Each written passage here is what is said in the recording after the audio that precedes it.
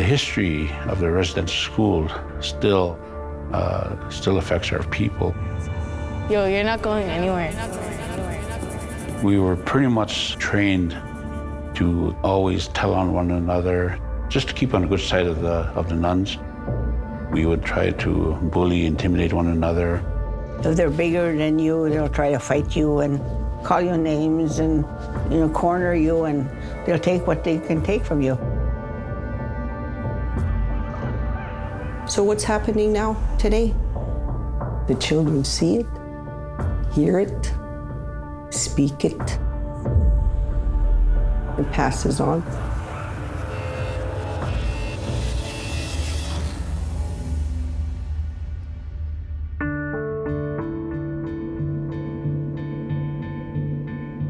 I have to share when I was an angry person. Well, yeah, I sat at my table and gossiped. I sat at my table and judged. I sat at my table and talked about other people and what life they lived. I'm guilty of that. When I hear a thing, I'll just laugh for a while, and then I start thinking about it. What am I doing? Especially my younger family members, right? Whether it's my nephews and that, and I say, listen, don't do that. Our kids are little tape recorders that are going to record word for word, so we have to be careful.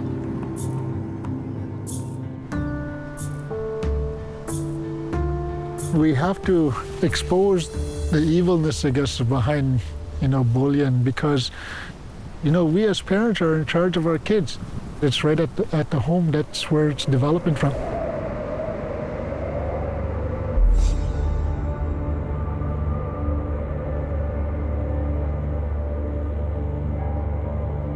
When I was a teenager, I got bullied.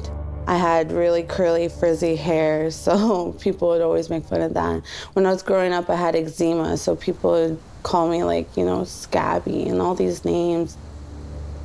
People always hanging out together and leaving me out. In grade 9, I think that's when I first got a cell phone and started cyberbullying now, and they would have wars of who's prettier and whose picture, and they'll literally put 2 pictures on there, and people would vote, and it would make you feel like crap later. I think for our children, they act out because what's going on in their home? They're angry. Then what are they doing? They're acting out by being controlling to another child, but really they want that child to feel like how they're feeling.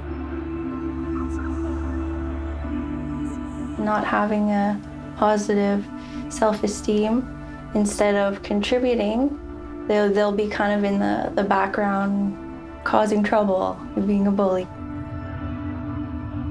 Or maybe they're seeing their siblings doing something negative and they'll copy it.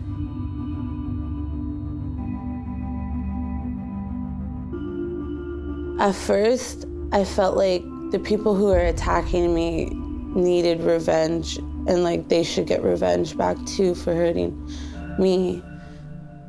So that just made me mean to everybody. I didn't want to talk to anyone, and if somebody talked to me, I would just be rude to them. I wouldn't know how to respond properly. I would always be thinking about something else. I couldn't focus. Every time someone told me to stand up and talk in front of somebody, my stomach would tighten up.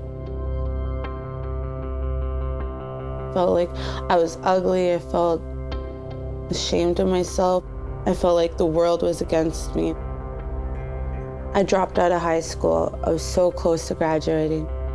So I started getting into heavily drinking and, smoking weed. Because I was like, this is my life, whatever. Who cares? Nobody cares about me. I just wanted to give up. I didn't know what to do. I felt like killing myself. We don't know where that person's at in that point of time when I'm going to verbally abuse him or her. It could be that little nudge that they're going to need to push them off the edge to hurt themselves. So we have to be mindful of one another. We may know each other, but we don't know each other.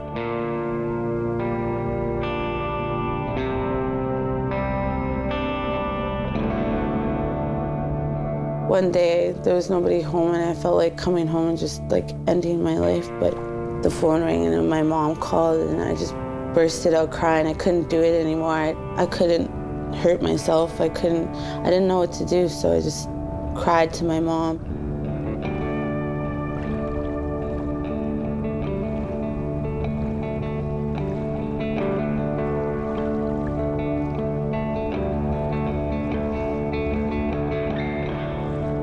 It took a lot out of me to even like trust anyone and talk about how I felt, but I did it, and I started talking to my sisters, my family, anyone that I trusted. The fact remains that we cannot continue to stay quiet. However you treat people, if you treat them nice, nice things will happen to you. If you treat them bad, bad things will happen to you. Either way, it's going to come to you. It takes a whole community to raise a child. It's so true. There's a role for everybody, right from the teachers to the teacher's assistants, to the janitor, to the parents, grandparents, and leadership. How do I support the school? As a parent, as a grandparent. Because parents don't want to listen, go to your granny or your grandfather. Even that, if they don't want to listen, it's a close friend. The parents have to step up, not stick up for their kids. Find out both sides, what did your kid did, and what did the other one did. Trying to get them to open up.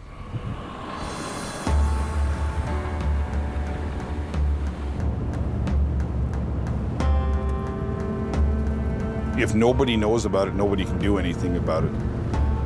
In smaller communities like this, lots of times if it's something that hasn't developed into a situation where it's become criminal in nature or where it hasn't become serious enough that it needs to be taken before the courts, we'll try and intervene and deal with the people and the parties involved directly. If we know about it, we'll try and offer support for the victim and help them work with strategies that will help them deal with the bullying and help them move on from it. We'll also work with the bully and try and make sure that they're provided resources so we can address whatever issues are causing the bullying. You have to make it a point to get out and get into the schools and get involved in the community organizations so you get to know everybody. It comes back to being able to gain people's trust and being able to get them to talk to you as a person.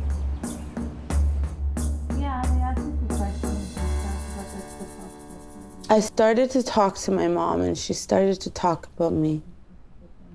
We started praying together, and she taught me the Creator gave me a life, so I should live it. It's not to get taken away by yourself. I started writing my feelings down. After that, I started going to the gym. I really was determined on getting a fit body. It makes you feel good about yourself. It makes you feel positive. You could feel those positive vibes going through your body and, you know, the negative leaving.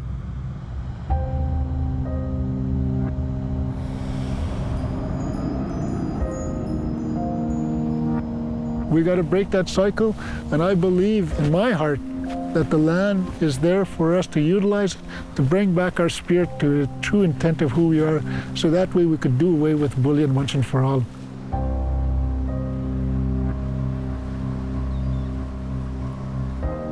KISEWATISIWIN is caring. Show your kindness and show your respect to people and caring for people. I didn't want to blame the residential school for the rest of my life. I had to change me. I couldn't change the world. People need to recognize that they have the power to change in order to be a better role model for their community, for their families, for their kids, grandchildren. Say at home, you gotta treat your family with respect and kindness. Teach your nephews that, your nieces and stuff. When they go out in the world themselves, they could vibe that off too. Show compassion, help, support, especially the high school students and junior high students. These young ones are looking up to you. You need to set that example. I went to school, I finished it. Now I graduated with my grade 12 diploma and I'm so proud of myself. I started working at the school as a teacher's assistant, so I have a good relationship with a lot of youth here. Like, me and my friends would like get mad, and it would be like, not through Facebook, but it would be like over Bebo. And yeah. Just the other day, I got a text from one of my friends, she's younger, saying that she doesn't want to be on this earth anymore because she seems like life's too hard.